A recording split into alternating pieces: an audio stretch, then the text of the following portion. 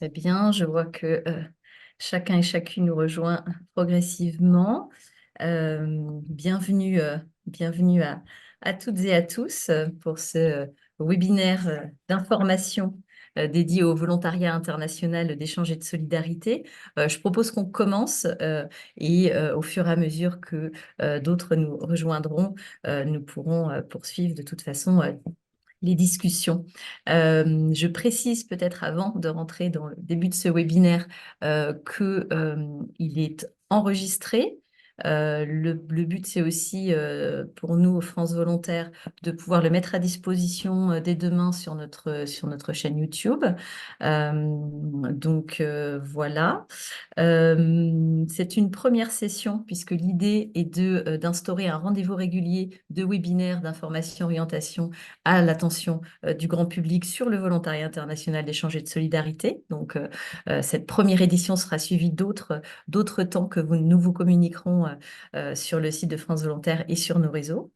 Je vous propose également de pouvoir poser vos questions au fur et à mesure ou à la fin de ce webinaire dans la conversation, de manière à ce que nous puissions, à la fin des premières présentations, revenir vers vous pour vous apporter des réponses. Ce sera probablement le plus efficace. Nous avons 1 heure devant nous. L'idée est de pouvoir et d'essayer d'échanger au maximum avec chacun et chacune. Peut-être pour vous donner une idée du déroulé, nous allons d'abord commencer par une présentation de France Volontaire et des différentes formes d'engagement qui relèvent du VIES, le Volontariat international d'échange et de solidarité. Puis la parole sera donnée au ministère de l'Europe et des Affaires étrangères concernant le développement du volontariat international et sa contribution à l'intérêt général. Et ensuite, nous donnerons la parole à un volontaire actuellement en mission sur le terrain. Ça permettra à chacun de se rendre compte aussi de la réalité d'une mission dans un pays donné. Et puis, nous entrerons dans ce temps de questions-réponses pour lequel vous pouvez contribuer au fil de l'eau via la conversation. Nous aurons donc plusieurs intervenants. Je m'appelle donc Lucie Morillon, directrice de la communication, valorisation et des parcours d'engagement de France Volontaire. Concernant le ministère de l'Europe et des Affaires étrangères, Chloé Daniel, qui est conseillère politique, volontariat, jeunesse et sport, prendra la parole. Et notre volontaire VSI, volontaire de solidarité internationale, actuellement en mission au Maroc, Pascal Azema, s'exprimera pour partager avec vous le quotidien de sa mission. Peut-être revenir rapidement, avant de détailler un petit peu plus les différents dispositifs de volontariat et ce qu'est France Volontaire, vous dire un mot sur ce qu'est le volontariat international d'échange et de solidarité. C'est une forme d'engagement qui regroupe différents dispositifs de volontariat. Il permet aux citoyens et citoyennes d'accomplir des missions de développement et de solidarité dans le monde sur des périodes variant de quelques semaines à plusieurs années. Il est co-construit et mis en œuvre avec des associations partenaires, des fondations, des collectivités territoriales notamment. Et puis, il regroupe une grande diversité de réalités, vous le verrez, qui permet à chacun d'être volontaire selon son profil. Donc, pour les personnes aujourd'hui en désir d'engagement qui sont avec nous, l'idée, c'est que vous compreniez mieux comment ça fonctionne et voir si cela répond à vos envies aujourd'hui pour trouver la bonne forme de volontariat qui peut s'appliquer à votre profil. Voilà, normalement, vous devez voir mon écran. Si ce n'est pas le cas, n'hésitez pas à le signaler. Un mot rapidement sur France Volontaire. France Volontaire, c'est la plateforme française du volontariat international d'échange et de solidarité. Nous sommes aussi opérateurs du ministère de l'Europe et des Affaires étrangères. Et au sein de France Volontaire sont réunis à la fois l'État, des collectivités territoriales et aussi des associations. Notre mission est une mission d'intérêt général, le développement et la promotion du volontariat international d'échange et de solidarité. Ce volontariat a été reconnu dans la loi comme un levier transversal d'action de la politique de développement solidaire de la France. On y reviendra un peu plus tard. Nos missions, 2 piliers principaux. D'abord, je vous le disais, plateforme de concertation et de dialogue avec les acteurs du volontariat solidaire international. Donc, France Volontaire s'assure de développer à la fois quantitativement et qualitativement le volontariat, les opportunités de volontariat, parce qu'il y a beaucoup de personnes qui souhaitent s'engager, mais les offres de missions doivent encore être développées pour répondre à l'offre grandissante. L'idée, c'est aussi de proposer une diversité de missions missions qui s'adaptent à différents publics. On parle de missions de volontariat et de mobilité croisée, des mobilités nord-sud, sud-sud, sud-nord également. Et évidemment, ce travail est possible grâce à l'expertise des membres de France Volontaire et au déploiement de programmes spécifiques. Le deuxième pilier des missions de France Volontaire consiste en le fait d'être une référence en matière de volontariat international, d'échange et de solidarité. Donc France Volontaire développe des outils, notamment numériques, qui permettent d'orienter, de répondre aux désirs d'engagement de chacun, de valoriser aussi les projets qui sont menés par ses membres et par les volontaires et de montrer la contribution à l'intérêt général. Alors, les missions de volontariat, elles sont très diverses. Elles s'exercent dans des champs d'action variés. Vous voyez à l'écran, hein, culture et patrimoine, éducation et sport, environnement, droits humains et genre, santé, etc. Finalement, la palette des missions sur lesquelles sont mobilisés les volontaires est très large et répond aussi aux objectifs de développement durable, parfois parfois à plusieurs ODD, ce qui permet de replacer l'action des volontaires finalement dans une logique de contribution au développement durable. Les membres de France Volontaire, je l'évoquais tout à l'heure, hein, plusieurs ministères, des agences de l'État à travers l'AFD et l'Agence Service Civique, des collectivités ou associations de collectivités et d'acteurs des territoires, également des associations très diverses, mais qui concourent toutes d'une manière ou d'une autre au volontariat, à son développement. On a des associations membres qui peuvent venir du milieu du développement de la solidarité internationale, d'autres qui sont très focalisées sur le volontariat, certaines dans l'humanitaire, des confessionnels, des laïcs. Donc, on a un panorama vraiment très large, mais qui permet justement de parler à différents types de publics. Alors, une question importante qui est la question de quel type de volontariat propose France Volontaire et ses membres. Évidemment, nous prenons un volontariat éthique et responsable. L'idée, c'est vraiment de fournir une expérience de qualité aux volontaires avec des impacts positifs pour le volontaire, les structures, les territoires, loin des dérives qu'on connaît parfois à travers le volontourisme ou un certain nombre de structures pour des fins purement lucratives, profitent du désir d'engagement de volontaires pour les faire payer très cher des missions de volontariat qui ne contribuent pas à l'intérêt général, qui au mieux ne servent à rien, qui au pire peuvent mettre en danger notamment les populations locales. À l'inverse, le volontariat qui est développé par France Volontaire et ses membres est un volontariat qui place au cœur de son action le partenariat. Partenariat entre une structure d'envoi et une structure d'accueil et le volontaire qui va être déployé. Ce ne sont pas des organisations en France qui développent leur mission dans leur coin. Au contraire, le dialogue est établi avec des organisations sur le terrain qui dressent un tableau des besoins, des missions, des compétences attendues ou non de la part des volontaires pour ensuite élaborer une mission impactante et trouver ensuite le type de volontariat, l'engagement qui pourra répondre à cette mission. C'est important de le savoir. Il y a aussi toute une question de valeurs partagées par les membres de la plateforme. Évidemment, je le disais tout à l'heure, c'est la volonté à travers le VUS de contribuer, d'apporter une réponse puissante et transversale aux défis de nos sociétés, de contribuer à l'atteinte des objectifs de développement durable. Il y a aussi une volonté d'aller vers davantage d'accessibilité, d'être ouvert à toutes et tous tout au long de la vie, au local comme à l'international. La dimension réciprocité aussi.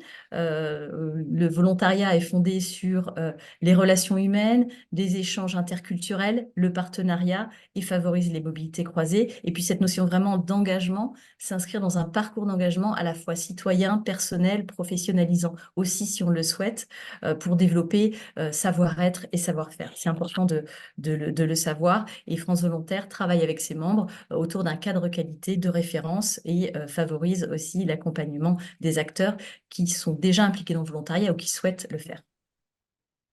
Nous sommes aussi, et c'est l'une des forces de notre réseau, nous sommes aussi représentés dans le monde avec 28 représentations, 22 à l'international, des espaces volontariats qui sont des centres de ressources à disposition des volontaires, des structures, des pouvoirs publics, et 6 antennes également en France, dans l'Hexagone, mais aussi en Outre-mer. Et c'est cet enracinement dans les pays, cette connaissance fine à la fois du tissu associatif, du contexte politique et local, qui nous permet aussi de travailler le partenariat de manière efficace pour des missions impactantes. Alors, je l'évoquais tout à l'heure, le VIES recouvre différents types de dispositifs de volontariat. On a coutume de dire à chacun son volontariat, puisqu'en fonction de votre âge, de votre profil, de votre temps disponible, à savoir si vous avez des compétences ou non et ce que vous recherchez, il est possible de trouver un volontariat qui vous convienne. Euh, un volontariat de 15 ans à 99 ans. Alors, je ne peux pas vous confirmer aujourd'hui forcément la présence de volontaires de 99 ans sur le terrain, mais effectivement, tout au long de la vie, il est possible de trouver une forme de volontariat qui convient et c'est important de le savoir. J'espère que vous aurez aussi une meilleure compréhension à l'issue de ce webinaire de ce qu'il est possible de faire en fonction de ce profil, en fonction de comment vous vous situez sur cette grille. Euh, voilà, pour commencer, on a peut-être juste une petite précision. On a effectivement différentes familles de volontariat. On a des volontariats plutôt d'initiation et d'échange, découverte de l'engagement, pas forcément de compétences demandées, des volontariats sinon de compétences. On va aller chercher plutôt des salariés, des seniors qui mettent leurs compétences au profit d'un projet spécifique, et un volontariat plutôt de coopération et de développement à travers le volontariat de solidarité internationale. Là, je vais commencer par les dispositif dit plutôt d'initiation et d'échange, où on peut effectivement partir à l'international dès l'âge de 15-16 ans. Par exemple, effectivement, les projets de solidarité et d'échange de jeunes, et ce qu'on appelle les JSI, VVSI, qui concernent des jeunes de 15 à 25 ans, en groupe de 4 à 16 jeunes. Ce sont des projets qui sont financés avec un caractère social, environnemental. On peut avoir du culturel, de l'éducation, sensibilisation, des projets sportifs, de la réhabilitation, de l'aménagement. C'est très divers. Il faut juste que ces projets soient bien en lien avec les enjeux contemporains. Généralement, ces projets se déroulent sur une période de 2 à 3 semaines.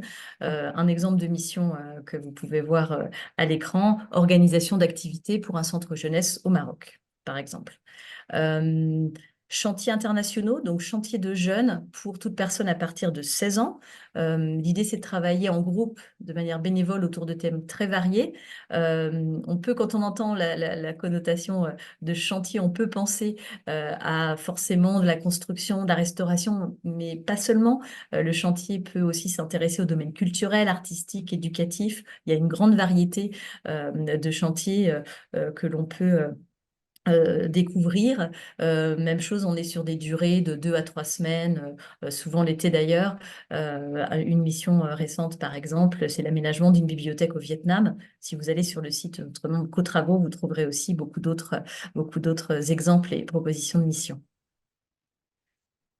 Alors, le service civique à l'international. Vous connaissez peut-être le service civique. Est-ce que vous savez que le service civique a aussi une dimension internationale? Aujourd'hui, ce service civique concerne les jeunes de 18 à 25 ans. Donc là, on a des conditions d'âge. Cette limite, elle peut être portée à 30 ans pour les jeunes en situation de handicap. Donc là, on est vraiment dans le cadre d'un engagement plus long, d'entre 6 et 12 mois. Et l'idée, c'est de réaliser une mission d'intérêt général auprès d'une association, d'une collectivité locale ou d'un établissement public. Par exemple, appui d'une association culturelle au Pérou, sensibilisation aux questions de genre en Équateur. On a énormément de missions sur différentes thématiques qui permettent de s'impliquer sur des périodes plus longues que les chantiers. Vous voyez, on était sur 2 ou 3 semaines. C'est bien pour mettre un premier pied à l'étrier avant d'aller vers un engagement plus long que permet notamment le service civique. Et c'est un dispositif qui ne demande pas de compétences particulières, contrairement à d'autres, on le verra un petit peu plus tard. On a également un dispositif européen, le Corps européen de solidarité, qui est proposé aux jeunes de 18 à 30 ans, des jeunes qui doivent être résidents dans l'Union européenne. Et le CES permet de partir en volontariat en France ou dans un pays étranger et de participer aussi à des actions de solidarité. Bon, les domaines sont variés, hein, éducation, citoyenneté, migration, protection de la nature, environnement, etc., culture, sport. C'est vraiment très, très large aussi. Et on est sur des pas de temps qui vont de 2 à 12 mois, avec des missions, par exemple, autour de l'appui d'une association de protection de la nature en Italie, par exemple. Le volontariat de solidarité internationale. Alors là, on passe effectivement sur des volontariats qui demandent des compétences plus spécifiques. C'est un volontariat qui n'a pas de limite d'âge, puisqu'il peut être réalisé à partir de 18 ans, mais sans âge, sans plafond d'âge, si vous voulez. Des compétences sont demandées en rapport avec la mission, avec le projet dans lequel vous êtes impliqué. Et on est sur une logique de mission d'intérêt général à l'étranger dans les domaines de la coopération au développement et de l'action humanitaire. Un VSI, il peut durer entre 12 mois et 6 ans. C'est quand même très rare d'avoir une mission de VSI qui dure 6 ans. On est plutôt généralement sur des durées de 1 à 2 ans, parfois renouvelables, mais on n'a pas le droit de faire plus de 6 ans de VSI dans sa vie, mais on peut faire plusieurs VSI de 2 ans, par exemple. Le service civique, en revanche, on peut faire un seul service civique dans sa vie. Donc, c'est bon à savoir. Et un exemple de VSI, on en verra un autre tout à l'heure avec Pascal qui témoignera depuis le terrain. Une mission, par exemple, de chargé d'un projet d'accès de l'eau à Madagascar. Toujours avec nécessité d'avoir des compétences. Les congés de solidarité s'adressent à des salariés d'entreprises ou des agents de collectivités territoriales pour mener des missions. Alors, ce sont des missions courtes, mais qui s'inscrivent souvent dans des projets un peu plus larges, mais des missions de 2 à 3 semaines où ces personnes viennent faire bénéficier de leur expertise différentes structures. Alors, c'est très large, on est beaucoup dans des dynamiques de diagnostic, conseil, formation aussi, en lien avec des activités financières, administratives, etc. Donc, on est vraiment sur quelque chose qui est fait pour les salariés. Un exemple, par exemple, la formation au microcrédit d'un groupe de femmes en Inde. Le volontariat, on le disait, hein, concerne toutes les tranches d'âge. Le volontariat senior, notamment, s'adresse aux retraités, aux pré-retraités qui ont des compétences spécifiques, encore une fois, liées au projet de la structure qui les envoie. L'idée, c'est vraiment de donner de son temps libre à des organismes solidaires pour des missions courtes, 2 semaines environ, mais encore une fois, qui peuvent s'intégrer dans un projet qui lui dure 3 mois, 1 an, 2 ans. Un exemple récent, la formation de personnel d'encadrement de la petite enfance au Sénégal. Voilà pour les présentations, on va dire, de ces différents dispositifs. Ce qu'il faut savoir, c'est que l'envie d'engagement des Français et des jeunes de manière générale est très forte, hein. Nous avons récemment mené une étude, une enquête d'opinion qui montre que l'envie d'engagement des Français a augmenté depuis même avant le Covid. Donc, on est chez France Volontaire avec nos membres, on essaie aussi de faire connaître les différentes opportunités de volontariat pour que les personnes en désir d'engagement réussissent à concrétiser leur envie de s'engager. C'est important que notre famille de volontariat soit mieux connue et que davantage de jeunes ou de moins jeunes aient envie de sauter le pas. Parfois, on peut se dire, c'est pas pour moi, mais il faut se renseigner d'abord pour comprendre comment fonctionnent les dispositifs. C'est vrai que sur des missions courtes, on n'a pas forcément, par exemple, d'indemnité, mais si on rentre dans des missions longues, type le service civique ou le VSI, il peut y avoir une indemnité de subsistance qui permet à une personne de partir sans avoir euh, à, à dépenser de l'argent pour cette mission, ce projet d'engagement solidaire. Donc, c'est important de le savoir parce que ça peut aider à lever certains freins pour des personnes qui ne sont jamais allées à l'international ou qui pensent ne pas avoir les moyens de le faire. Voilà. En tout cas, je l'évoquais tout à l'heure, hein, le volontariat est reconnu notamment dans la loi pour sa contribution à la politique de développement solidaire de la France. Il est reconnu aussi dans différents espaces onusiens pour sa contribution aux objectifs de développement durable. On a un cadre politique favorable qui nous permet de pousser pour un développement toujours plus important du volontariat. Je vais laisser la parole à Chloé Daniel du ministère de l'Europe et des Affaires étrangères, justement pour évoquer ces questions de contexte politique favorable au volontariat. Donc Chloé Daniel est conseillère politique volontariat, jeunesse et sport pour le MEAE. Bonjour à toutes et tous. Merci Lucie de me laisser la parole et bravo pour cet exposé très complet. Je souscris à tout ce que tu as dit effectivement sur le volontariat et les possibilités d'engagement qui existent et qui ne gagnent qu'à être mieux connues aujourd'hui. Je voudrais aussi remercier toute l'équipe de France Volontaire avec qui j'ai l'habitude de travailler et qui m'a aujourd'hui demandé d'intervenir dans le cadre de ce webinaire. Je suis ravie d'être parmi vous toutes et vous tous. J'étais d'ailleurs à votre place il n'y a encore pas si longtemps que ça, puisque je cherchais moi-même il y a quelques années des missions de volontariat. J'ai eu l'occasion de partir en VSI, donc sachez, comme cela a été déjà dit, que oui, il existe des missions pour toutes et tous selon votre profil, et je suis sûre que chacun d'entre vous pourra, si vous le souhaitez, bien sûr, trouver une mission à la hauteur de vos attentes. Donc, effectivement, je travaille au ministère de l'Europe et des Affaires étrangères, au sein de la délégation pour les collectivités territoriales et la société civile, et sur les enjeux donc de volontariat.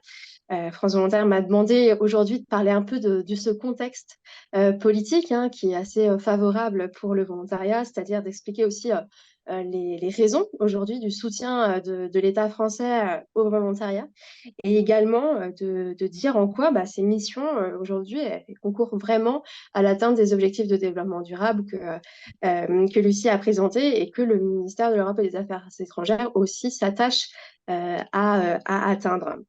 Donc déjà, ça a été dit par Lucie, mais effectivement, on a une loi assez récente qui date du 4 août, 4 août 2021 et qui promeut vraiment le volontariat, c'est-à-dire qu'il le reconnaît comme un levier transversal d'action de la politique de développement solidaire, c'est-à-dire une politique qui agit en faveur des objectifs de développement durable aujourd'hui.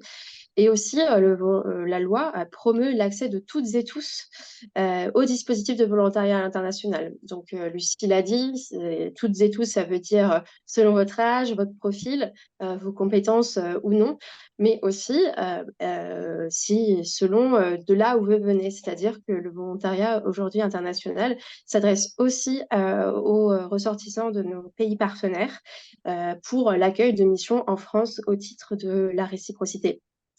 En termes de contexte politique, on peut aussi parler d'un objectif récent qui a été fixé l'année dernière pour le volontariat de solidarité internationale. Donc, c'est un des dispositifs qu'a présenté Lucie précédemment. Donc là, on ambitionne vraiment de monter en charge de ce dispositif et c'est pour ça qu'on est très satisfait de pouvoir le présenter aujourd'hui dans ce cadre.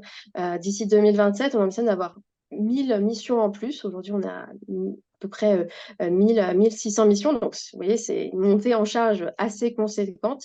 Et ça, on le fera avec l'ensemble des acteurs de l'écosystème, France Volontaire et l'ensemble des associations qui portent ces missions de volontariat de solidarité internationale. Aussi, le ministère de l'Europe et des Affaires étrangères s'est doté d'une stratégie pour la société civile et l'engagement citoyen, une stratégie qui est parue l'année dernière, en 2023.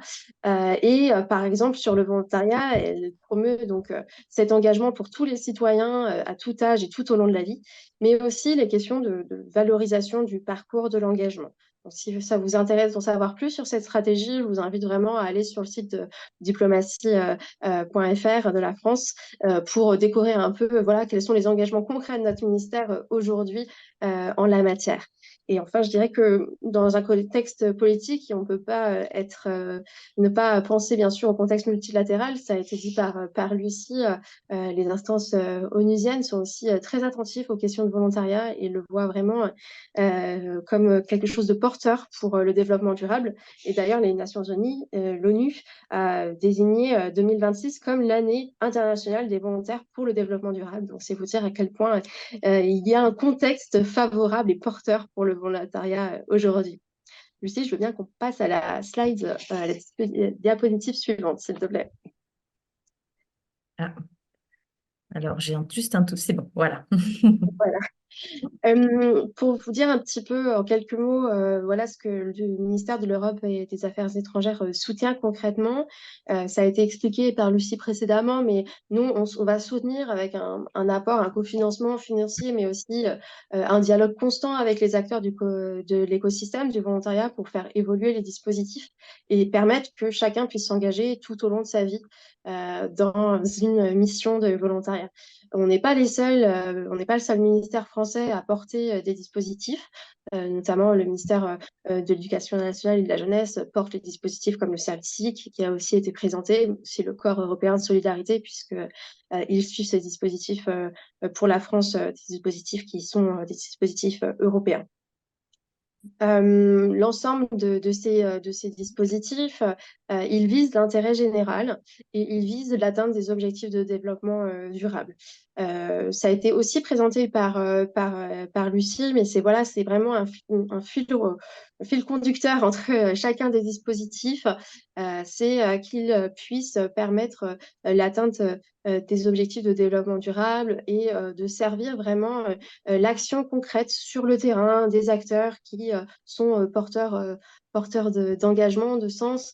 On a aussi, voilà, si vous voulez, il n'y a aucun de nos dispositifs aujourd'hui qui se restreint. Ils peuvent être vraiment sur l'ensemble des objectifs de développement durable, même si on sait qu'il y en a qui sont plus prisés que d'autres, notamment ceux en matière d'éducation, où on a, par exemple, sur le VSI, plus de 30% de nos missions, ceux en santé, mais vraiment, c'est pas restrictif.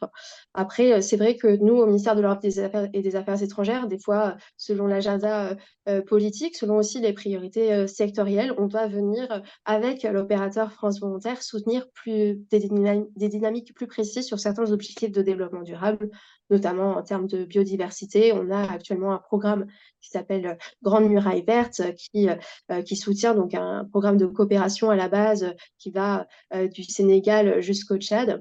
On a aussi, en termes d'agenda politique, soutenu, grâce à l'investissement de notre secrétaire d'État, un projet qui s'appelle Forest et qui commencera très prochainement dans sa phase de mobilisation de volontaires. Donc voilà, n'hésitez pas aussi à regarder ce que fait France Volontaire, à regarder ce que font France Volontaire et les acteurs de l'écosystème dans le cadre de ces programmes, parce qu'il y a aussi possiblement des missions dans lesquelles vous pourrez vous investir.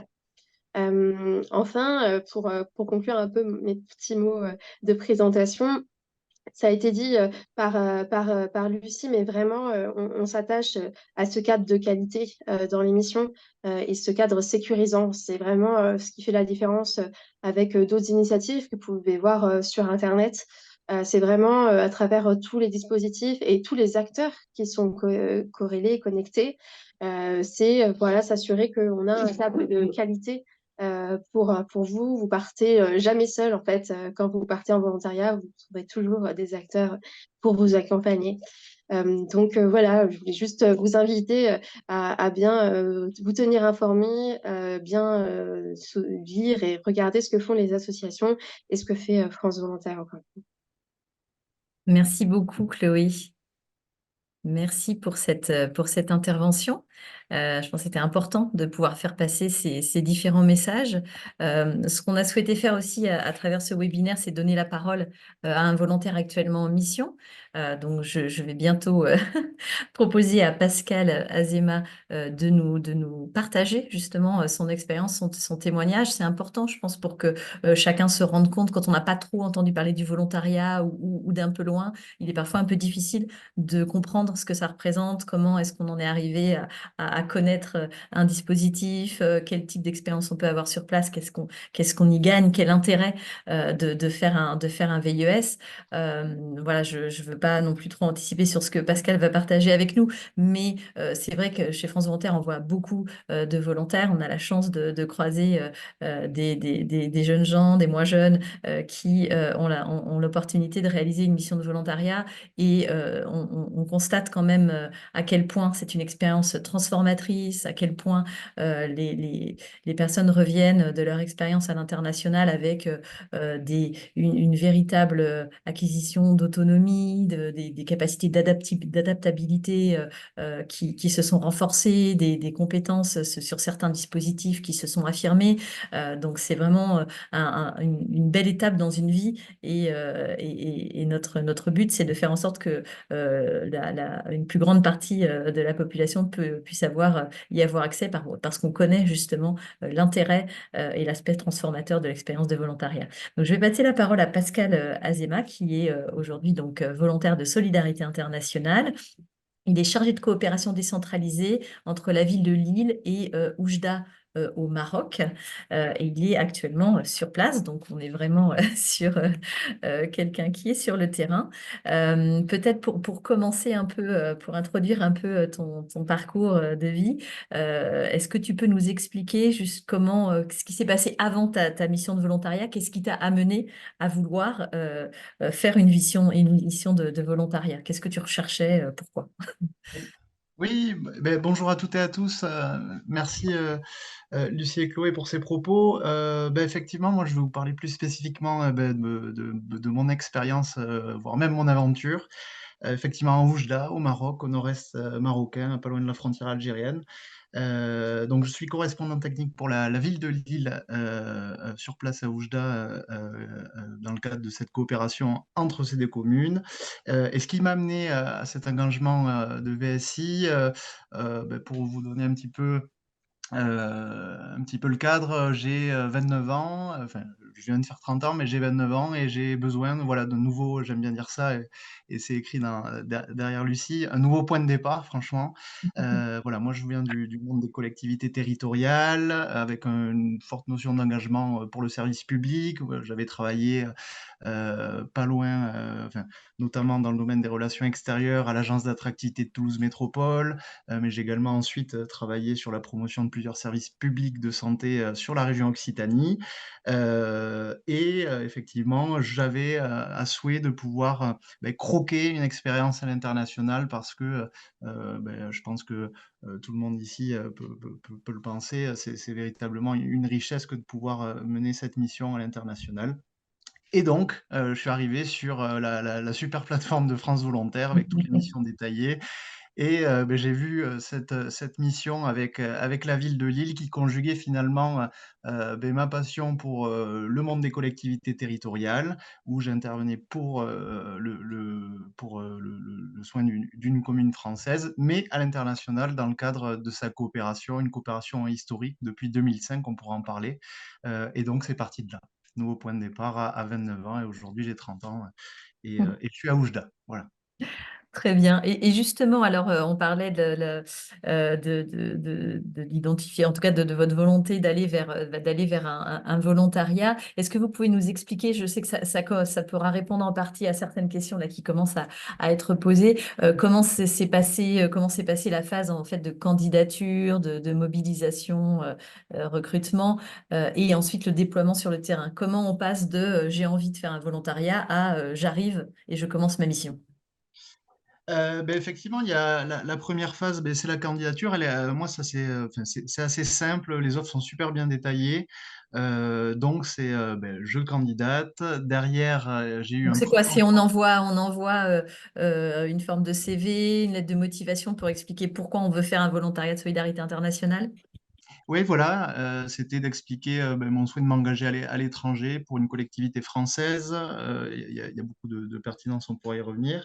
Et donc derrière, j'ai été présélectionné donc sur une phase de recrutement avec là, pour le coup, la première rencontre avec le service des relations internationales de la ville de Lille. D'ailleurs, je salue Céline Dajani, qui est présente dans les participants, qui est chargée de mission au service des relations internationales à la ville de Lille et qui m'accompagne sur ma mission depuis Lille. Mais voilà, on a vraiment un super accompagnement.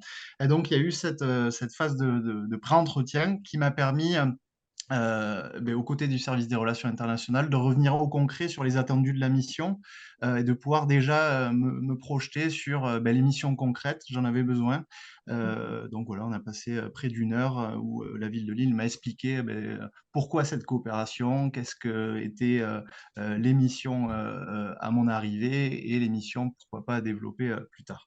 Donc ça, c'est la première phase d'entretien, doublée aussi en complément d'une phase d'entretien avec France Volontaire Paris, sur là une partie qui est tout aussi importante, sur ma capacité à moi de partir à l'étranger sur une mission de VSI. Et donc là, avec Caroline Bouclé, on est revenu sur voilà, c'est quoi un VSI, quels peuvent être aussi les freins à la mobilité. Donc moi, ça m'a permis de mettre en face voilà, tous ces défis-là et de voir si je pouvais y répondre. J'y suis maintenant, donc j'y ai répondu. Donc ça permet de prendre confiance. Voilà. Et ensuite, important, une fois que c'est passé, donc vous êtes sélectionné et vous allez cette semaine de pré-départ, stage de pré-départ, je ne sais plus comment vous l'appelez, mais en tout cas, Préparation au départ, oui. voilà, préparation au départ. Et alors ça, c'est super dans le sens où on était une douzaine de personnes à partir en mission de volontariat. On a été voilà, pendant plusieurs jours ensemble et on a pu échanger, travailler ensemble sur pourquoi ce volontariat, mieux se connaître. Et vraiment, ça permet encore plus voilà, tisser de la confiance et aussi de tisser un réseau de Français qui vont s'expatrier. Et c'est important parce que quand vous n'avez jamais fait une expatriation, il y a plein de questions techniques, administratives. Et on a créé un WhatsApp. Et aujourd'hui, je ne sais pas s'il y a Garance du Sénégal, mais voilà, on a pu s'entraider sur le départ de la mission et sur des choses très concrètes. Je vous prends un exemple. Quel compte bancaire je peux utiliser pour économiser des frais de transaction, voilà. Donc voilà, il y a ce pré-départ et ensuite l'arrivée sur place et à la ville de Lille qui est quand même, comment dire, qui a une grande habitude d'accueillir des volontaires des VSI, hein, puis, depuis près des années 2010, Céline pourra me corriger.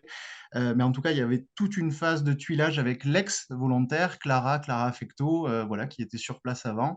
Et donc, c'est un tuilage sur la ville, à quoi elle ressemble, un tuilage aussi sur les dossiers voilà, qu'on traite. Et ça permet d'y aller en douceur et aussi, ce qui est important, de pouvoir se passer les premiers liens. Notamment une personne d'Oujda qui est un ami aujourd'hui et qui m'a fait visiter la ville sur la première semaine. Voilà. Très bien. C'est important, justement, l'arrivée et la prise en charge, la préparation au départ, et puis ensuite, la manière dont on arrive dans le pays, dont on commence sa mission est quand même très importante, hein, on le sait. Est-ce que tu peux nous dire aujourd'hui en quoi consiste ta mission de VSI? Dans quel cadre est-ce qu'elle s'inscrit? Oui, cette mission est très large. Elle vise finalement, je le résume, à animer cette coopération décentralisée, qui, on peut dire aussi jumelage, entre ces deux communes, donc la ville de Lille et la ville d'Oujda, une coopération connue et reconnue, historique, hein, depuis 2005, qui est connue au Royaume et aussi en France. Et donc, mon quotidien sur mes missions, c'est de pouvoir répondre, lancer et faire prospérer les projets entre ces deux communes, et il y en a bon nombre. C'est notamment, Chloé en a parlé, sur la partie objectif de développement durable. Notre dénominateur commun sur les projets de cette coopération, c'est la transition écologique et la lutte contre le changement climatique à l'échelle locale. Et donc là, c'est la réponse à des appels à projets proposés notamment par le ministère de l'Europe et des Affaires étrangères, par exemple, ou aussi, on est en plein dedans avec l'Agence française de développement. Donc c'est créer un budget de manière concertée, donc avec à la fois les agents de la commune d'Oujda et les agents de la ville de Lille, mettre tout ça, toutes ces bonnes idées sur le papier et arriver à tracer un projet sur plusieurs années bien budgété et sur lequel qu'on pourra boucler et avec des actions très concrètes. Voilà, et ça, je souhaitais le dire, là je fais une petite parenthèse. Ce volontariat, il permet, on en parlera dans l'apprentissage, mais il permet aussi de voir tous les effets du changement climatique qui, notamment sur le continent africain, s'en ressentent d'autant plus qu'en Europe. Donc Donc, on peut voir ouais, cette préoccupation majeure et on y travaille très concrètement avec des projets, notamment avec la ville de Lille et la ville d'Oujda, sur la réhabilitation énergétique des bâtiments pour gagner en énergie, gagner en consommation, économiser et voilà, remettre ces économies d'énergie et d'argent public sur d'autres secteurs, notamment sociaux. Donc sur la transition écologique et puis également sur la culture, c'est important de le dire, hein, il y a beaucoup de projets culturels. Souvent, ben, la culture, et je m'en suis rendu compte sur ce VSI, c'est le premier pas, la première porte d'entrée finalement la plus facile pour nouer des liens, développer des liens. Et il y en a beaucoup entre ces deux villes, puisqu'il y a une grande diaspora où je dis à Lille aussi, donc ça résonne, il y a un grand écho. Et donc concrètement, pour vous prendre un exemple, eh ben, j'ai participé avec la commune d'Oujda et la ville de Lille à l'organisation d'un accueil du conservatoire à rayonnement régional de la ville de Lille. Donc c'était 6 musiciens et son directeur qui sont venus une semaine à Oujda au conservatoire d'Oujda. Sur cette semaine, eh bien, on a travaillé les échanges de pédagogie. Par exemple, au Maroc, la pédagogie au niveau de la musique, c'est très tourné sur l'oreille, contrairement en France, par exemple, où on est très sur la partition. Mais finalement, on voit qu'il y a un échange, on parlait de réciprocité, un échange, une transmission voilà, de manière de faire qui bénéficie aux deux territoires. Donc, on a travaillé cette partie pédagogie de la musique et puis également, en parallèle, ben, les musiciens, ils se sont mis autour de la table ou entre guillemets de l'orchestre pour croiser les influences du Nord. Influence musicale du Nord et d'Oujda pour derrière faire une représentation musicale devant 200 personnes voilà, sur le vendredi. Et je vous passe tous les temps d'échange, les couscous et le reste, voilà, qui a permis voilà, de créer un lien très fort entre des musiciens qui ne se connaissaient pas et à la fin de la semaine, ils se connaissent. Et là, on organise le retour maintenant du conservatoire d'Oujda à Lille. Voilà, juste un dernier point, je fais très vite sur, c'est important, le lien interterritoire. Je suis vraiment le volontaire sur place et la porte d'entrée pour d'autres projets voilà, spontanés qui peuvent arriver, par exemple de Lillois. Et je rebondis, Lucie, sur ce que vous avez dit par rapport au chantier jeunes. Mais par exemple, là, concrètement, on a une demande entrante de la mission locale de Lille qui organisera un chantier jeune en juin. Et donc là, mon rôle, c'est de faciliter l'arrivée de ces jeunes à Oujda, de préparer le terrain de manière à ce que quand ils arrivent, ils puissent réaliser leur chantier, être dans de bonnes conditions. Donc c'est voilà, c'est transition, culture et aussi des projets un peu spontanés. Très bien, merci. Ça a l'air en tout cas passionnant. Je ne doute pas que cela va inspirer les personnes qui nous écoutent. Peut-être pour terminer sur ce témoignage, est-ce que tu peux nous en dire un peu plus sur comment se passe ta vie au Maroc et quels apprentissages tu en tires? Donc les apports un peu personnels, mais peut-être aussi les bénéfices que tu tires de cette expérience de volontariat. Oui, ben avec plaisir, effectivement, je vais l'illustrer avec quelques photos. Ben celle-là, voilà, c'est la participation au relais des ambassades de France dans le monde. Donc ça, c'était à Oujda, dans le cadre du programme Terre de Jeux Paris 2024, à l'approche des Jeux Olympiques. Ben là, c'est pour vous montrer concrètement ben, les rencontres. En fait, on fait des rencontres qu'on ne ferait jamais. Donc une grande interculturalité. Dans ce groupe-là, ben, il y a évidemment des Oujdi, mais il y a aussi des étudiants qui venaient de Côte d'Ivoire, qui venaient du Gabon. Voilà, donc c'est vraiment énormément de rencontres et une richesse humaine voilà, qui est inoubliable, franchement. Et voilà, et on a aussi voilà, des événements pour faire du sport.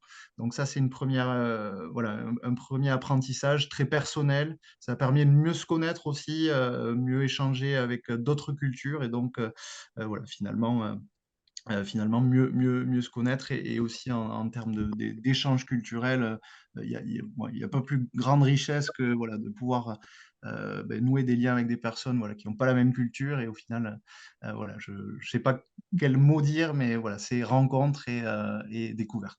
Donc ça, c'est la première, un des premiers apprentissages. Sur la seconde slide, du coup, diapositive. Du coup, ça, c'est pour vous montrer au concret, voilà, ça, c'était l'organisation et l'accueil d'une délégation, pour le coup politique et également technique, des services de la ville de Lille, avec notre élue à la coopération décentralisée, Marie-Pierre Bresson, également la directrice des relations internationales, Sidonie Cacan, et Céline Dajani, chargée de mission, qui m'accompagne sur cette mission.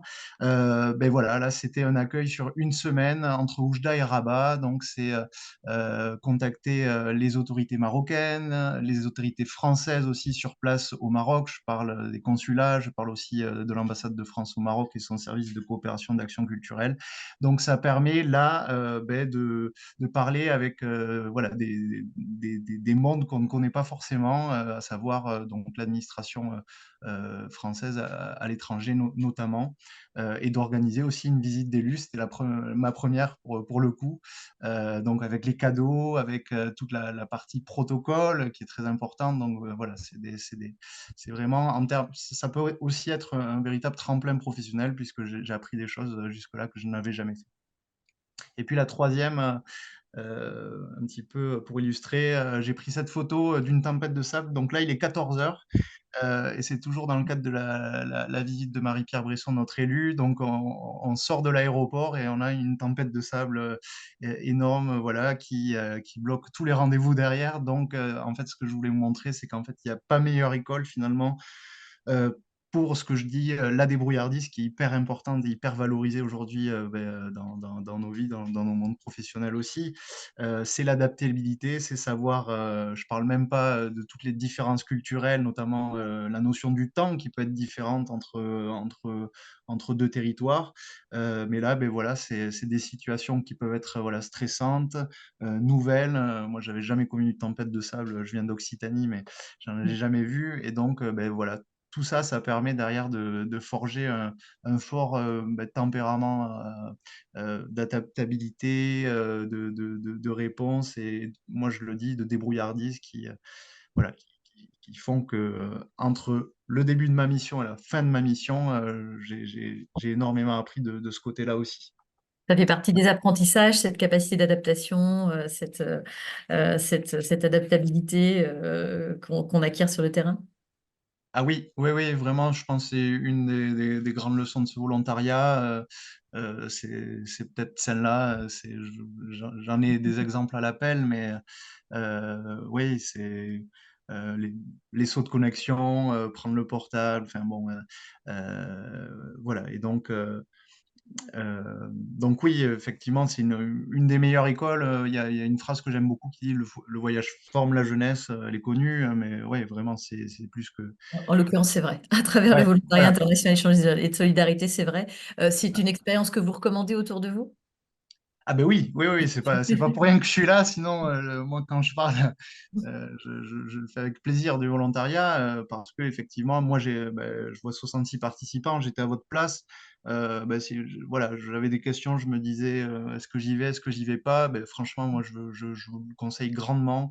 On en sort mûri, grandi, et avec des amis ou des connaissances à travers le monde. Voilà, enfin, moi, en l'occurrence, le Maroc, mais voilà, moi je dis sauter le pas. Très enrichissant. Voilà, même s'il y a quelques peurs, elles sont normales, et elles viendront peu à peu s'atténuer sur place. Voilà, donc je vous conseille de franchir le pas. Ouais.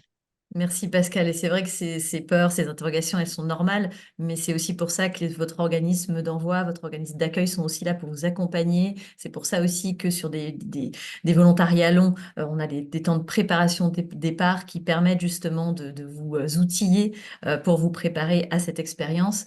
Et c'est pour ça aussi qu'il est important de se rapprocher quand vous êtes dans différents pays où France Volontaire est représentée à travers ces espaces volontariat. N'hésitez pas à vous rapprocher de nos collègues, puisque en général, ils sont là pour soutenir les différents volontaires. Il y a beaucoup d'émulation positive entre volontaires de différents pays, de différentes nationalités. J'en profite, je vais commencer à répondre à certaines des questions qui sont effectivement, qui ont été posées dans la conversation. N'hésitez pas à les poser parce qu'on n'aura pas forcément le temps de donner la parole aux uns et aux autres. Je vois, alors d'abord, je voulais saluer toutes les personnes ici présentes qui nous rejoignent du Tchad, du Bénin, du Burkina Faso, du Cameroun, du Sénégal, du Congo-Brazzaville. J'espère que je n'oublie personne, sinon c'est ce que j'ai vu en tout cas dans la conversation. Et ça montre aussi la dimension vraiment internationale du VIES. Euh, Effectivement, la question a été posée. Il est possible de faire un volontariat de solidarité internationale, même si on n'est pas français. C'est tout à fait possible. Il faut juste s'inscrire effectivement dans une mission, dans un projet de développement solidaire, de solidarité internationale. Il n'y a pas forcément de conditions de nationalité. Depuis la loi évoquée tout à l'heure par Chloé Daniel du ministère, depuis la loi du 4 août 2021, le volontariat de solidarité internationale est aussi ouvert à la réciprocité, c'est-à-dire que non seulement des jeunes Français peuvent aller faire un VSI dans des pays partenaires, mais également les jeunes de ces pays peuvent venir en France réaliser une mission de VSI. Et puis, il est aussi possible de faire du VSI sur des mobilités sud-sud, par exemple entre le Sénégal et le Bénin, pour donner un exemple. Donc ça, c'est important de le savoir. Je vois aussi dans le voilà, alors je suis désolée pour la personne qui n'a pas été prise quand elle a candidaté pour une mission de VSI. Effectivement, on a généralement plusieurs candidatures pour une offre de mission en fonction du type de mission, en fonction du pays, de la géographie. On peut avoir un nombre plus ou moins important de candidatures. Donc, ne vous découragez pas forcément. C'est pas parce que vous n'avez pas été retenu sur une mission de VSI qu'il ne faut pas essayer sur une autre. Faites juste attention à ce que effectivement les compétences que vous possédez soient bien en adéquation avec la mission proposée, puisque le VSI, on le disait, c'est vraiment un volontariat de compétences. Donc, essayez d'identifier tout ça. On demandait aussi dans la conversation, quelqu'un demandait comment candidater. Vous trouverez sur l'espace mission de France Volontaire des offres de différents organismes membres ou partenaires de France Volontaire. Donc, n'hésitez pas à consulter cet espace mission. Les offres, elles sont renouvelées régulièrement. On a régulièrement des nouvelles offres qui sont publiées sur les différents dispositifs. Donc, n'hésitez pas, si vous n'avez pas trouvé votre bonheur un jour J, à revenir 2 semaines, un mois plus tard pour regarder quelles nouvelles missions sont publiées. Peut-être que vous trouverez à ce moment-là quelque chose qui vous intéresse. Il y a certaines organisations qui ne publient pas forcément des offres de mission, mais qui recrutent des viviers de volontaires qu'elles peuvent ensuite mobiliser sur différentes missions. Mais en général, on retrouve quand même une partie importante des missions sur le site de France Volontaire. Donc, je vous encourage vraiment à aller vers cela. En sachant que si vous hésitez encore sur le type de dispositif qui peut vous convenir, hein, tout ça est quand même pas forcément toujours très simple, n'hésitez pas, encore une fois, sur le site de France Volontaire, à réaliser le quiz d'orientation. On va vous poser quelques questions pour mieux comprendre votre profil et on indiquera ensuite les différents dispositifs que vous pouvez réaliser. Je ne vais pas revenir sur ce que je disais au tout début, mais si par exemple vous avez 28 ans et que vous n'êtes pas en situation de handicap, on ne va pas vous proposer un service civique puisque vous avez dépassé l'âge légal. Je vois aussi, et donc pour le processus de recrutement, pour terminer, effectivement, en général, c'est l'organisation d'accueil et l'organisation d'envoi qui décident sur la base des éléments que vous avez pu envoyer. En général, sur les offres de mission, on vous explique quels documents il faut fournir. Et ensuite, il y a une présélection, des entretiens, parfois plusieurs entretiens. Ça dépend effectivement de ce que souhaitent faire les partenaires. Et en général, entre le moment, peut-être que ça peut être intéressant pour vous de savoir ça, entre le moment où vous commencez votre recherche, où vous identifiez une mission qui peut vous intéresser, et le moment où vous êtes déployé sur le terrain, en sachant qu'il y a toute une période voilà, de sélection, de stage de préparation, puis de déploiement. Il faut prendre en compte aussi le visa. C'est bien d'avoir déjà un passeport parce que si vous n'avez pas votre passeport, il faut faire un passeport le temps et le temps qu'il arrive et qu'on puisse ensuite demander le visa, ça peut rallonger. En général, on explique qu'il faut souvent entre 4 et 6 mois entre le moment où vous repérez une annonce qui vous intéresse et le déploiement effectif sur le terrain. Parfois, ça peut aller plus vite et en 3 mois, c'est réglé, mais honnêtement, il faut un peu prendre le temps. On posait la question aussi de la rémunération de l'ensemble de ces volontariats. Donc sur tout ce qui est mobilité courte, chantier de jeunes, JSI, VVSI, on n'a pas forcément de rémunération. En revanche, c'est le cas pour les volontariats de type long, service civique, CES, VSI. Il y a une indemnité, ça s'appelle une indemnité de subsistance qui est proposée. Sur le service civique, c'est une indemnité, effectivement, une rémunération définie fixe. Alors, elle est autour de 600 euros à peu près. Le VSI, ça dépend en fait, puisqu'on prend en charge, et une autre question aussi sur ce sujet-là, en fait, on prend en charge le logement, le billet d'avion et vous avez une indemnité de subsistance. Cette indemnité, elle dépend de la manière dont vous pouvez être logé. Si vous êtes nourri, logis, blanchi dans un endroit spécifique où le coût de la vie est très bas, votre indemnité, elle sera plus basse que si vous êtes déployé dans un pays, dans la capitale d'un pays où le niveau de vie est plus important. On est généralement sur plusieurs centaines d'euros, même si le minimum légal est de 150 euros, mais en pratique, on est généralement sur plusieurs centaines d'euros, mais ça dépend de l'organisation qui vous envoie, ça dépend de son modèle, du modèle proposé et de la manière dont elle gère tout ça. Voilà.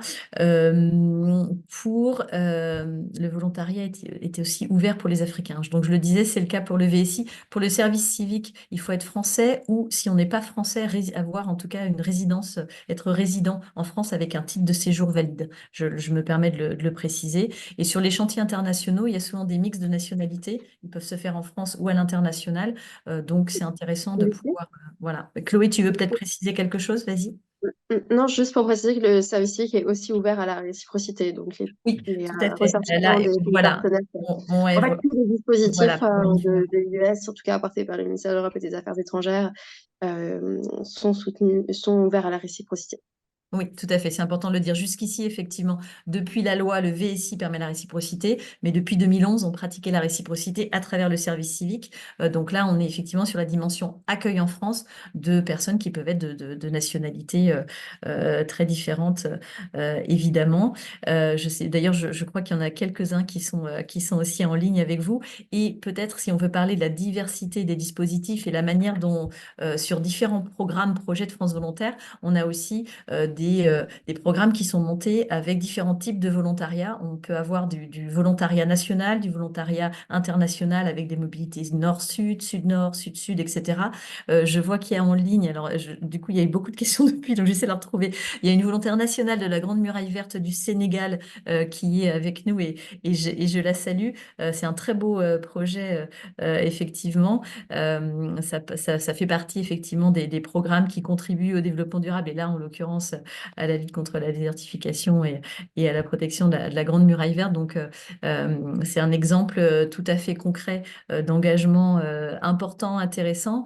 Et si vous êtes intéressé par le VSI, par un VSI de réciprocité, je vous proposerai, alors vous êtes au Sénégal, oui, je vous proposerai de vous rapprocher, et c'est le conseil que je donnerai à plusieurs d'entre vous qui me dites, voilà, je suis intéressé par un VSI ou j'ai envie de monter un projet de VSI.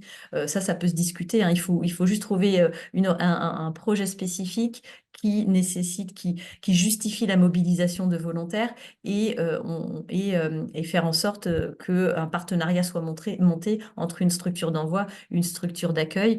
Et donc, je vous incite vraiment dans les pays concernés, si vous n'êtes pas en France, à vous rapprocher des espaces volontariat de France Volontaire, hein, nos 22 représentations dans le monde. Si vous êtes en Outre-mer, n'hésitez pas aussi à vous rapprocher de nos antennes. Et puis, attention, quelqu'un faisait la remarque tout à l'heure, nous avons des volontaires, France Volontaire et ses membres déploient des volontaires dans les pays qui sont éligibles à l'aide publique au développement. Donc, si vous cherchez un volontariat avec les États-Unis ou l'Allemagne, c'est pas avec nous que ça se passe. En revanche, on a, les pays de déploiement sont beaucoup plus larges. Quand je signale effectivement qu'il y a une présence de France Volontaire dans le pays, ça veut dire qu'il y a un bureau avec un représentant national, un bureau physique public, mais il y a des pays où on n'est pas représenté et où de nombreux volontaires évoluent, en Colombie, Népal, Kenya, autres. Il y a effectivement des volontaires au Rwanda qui sont là sans que France Volontaire soit forcément présente. Mais nous avons aussi une présence à un niveau régional qui couvre finalement les pays dans lesquels nous ne sommes pas. Donc, n'hésitez pas à vous rapprocher des représentations nationales. C'est probablement le plus simple si vous voulez identifier les choses. Je salue aussi des responsables d'ONG, de structures qui mobilisent des volontaires et qui sont avec nous, notamment l'ONG JESPD du Bénin, dans le cadre de Prodige, un très beau projet qui est piloté par notre membre, le SCD. C'est vraiment effectivement important de pouvoir en parler. Une personne posait la question à savoir si on pouvait prendre une disponibilité de la fonction publique pour faire un VSI. Absolument. C'est tout à fait possible. Donc, voilà, il faut faire des démarches évidemment spécifiques auprès de votre administration, mais c'est tout à fait possible. J'en profite pour faire une petite parenthèse parce qu'on nous pose souvent la question d'étudiants qui veulent faire un semestre de césure, une année de césure, etc. Si vous cherchez un stage, nous, on ne propose pas, en tout cas dans le cadre du VIES, des stages au sens signature de convention de stage parce que le volontariat, c'est un contrat de volontariat qu'on propose, pas une convention de stage. Mais en revanche, vous pouvez discuter avec votre établissement et en fonction de la durée de mise à disponibilité, certains établissements peuvent favoriser le fait que certains de leurs étudiants fassent un service civique de 6 mois ou un VSI d'1 an dans le cadre d'une année de césure. C'est possible, mais il faut vous rapprocher de votre établissement en question. Voilà, je vois des réponses aussi hein, sur l'inscription à Pôle emploi. Effectivement, l'allocation chômage et l'indemnité de volontariat ne sont pas cumulables, hein. Vos droits sont suspendus pendant l'expérience, donc c'est important à savoir. Je remonte un peu les différentes choses. Alors, ouais. Très bien, Sénégal, ah, d'accord. Non, ça fait plaisir de lire tous ces commentaires de personnes qui sont établies vraiment dans le monde entier. C'est vraiment intéressant. Oui, pour la limite d'âge pour les personnes en situation de handicap, effectivement, 30 ans pour le service civique à l'international. Pas de limite d'âge sinon pour le VSI. Ça, c'est important. Euh, voilà. Sur la fréquence aussi, savoir à quel moment les offres de volontariat sont lancées. Comme je vous le dis, c'est au fil de l'eau. On a des missions, des offres de missions qui sont publiées, mais voilà, ça l'est au fil de l'eau régulièrement. Il y a un moment donné, vous allez voir 20 nouvelles missions apparaître. La semaine d'après, il y en aura peut-être 5 nouvelles. Le mois suivant, d'autres. Mais en tout cas, c'est important de vraiment revenir et de consulter notre site Internet. Pour les associations ou les structures qui seraient connectées, qui ne mobilisent pas aujourd'hui de volontaires ou qui souhaitent en mobiliser davantage, n'hésitez pas à nous contacter. De toute façon, on fera un email récapitulatif après cette session. Je l'indiquais en début de webinaire. L'idée, c'est aussi, puisqu'on a enregistré nos échanges, c'est aussi de pouvoir poster cette vidéo sur YouTube pour les personnes qui n'auront pas pu assister aujourd'hui à nos échanges. Et ensuite, on vous enverra un mail récapitulatif où on vous donnera les liens vers l'espace mission de France Volontaire, vers le quiz d'orientation, les différents dispositifs de volontariat, etc. Donc, si vous avez encore des questions, il y a des choses que vous n'avez pas bien comprises ou vous souhaitez un peu éclaircir, il y aura la possibilité de le faire et on mettra aussi les contacts de nos espaces volontariat dans tous les cas à disposition pour que vous ayez une ressource. Voilà, je vois certaines questions peut-être de personnes qui sont arrivées en cours d'échange, donc je ne vais pas forcément répondre à tout puisqu'il y a des choses qui ont déjà été évoquées en tout début. Mais en tout cas, ce qui m'interpelle aussi, c'est le nombre de personnes qui ont fait une première expérience de volontariat et qui ont envie de se réengager sur un autre dispositif. collectif. Donc ça, c'est intéressant. Effectivement, si vous avez déjà fait un service civique et que vous avez développé des compétences particulières, vous pouvez tout à fait postuler à un VSI. Si vous avez fait un premier VSI de 13 mois, comme une personne qui commente aussi sur la conversation, il est possible de réaliser un autre VSI puisque la limite, c'est 6 ans tout au cours d'une vie. Donc, voilà, je pense que on voit bien cette idée de parcours d'engagement et c'est important de le savoir. Peut-être pour terminer, alors je vois qu'il y a d'autres messages qui apparaissent, mais peut-être pour un dernier, pour terminer, je ferais bien un rapide tour de table virtuelle. Peut-être demander rapidement à Chloé ou à Pascal si vous voulez un petit peu commenter, s'il y a une dernière chose que vous n'aviez pas eu le temps de partager avec nos différents intervenants et que vous souhaiteriez développer en conclusion de ce webinaire. Je peux commencer si vous voulez. Déjà, remercier tous les participants ici. C'est très agréable de voir l'enthousiasme qu'il y a autour des dispositifs de volontariat.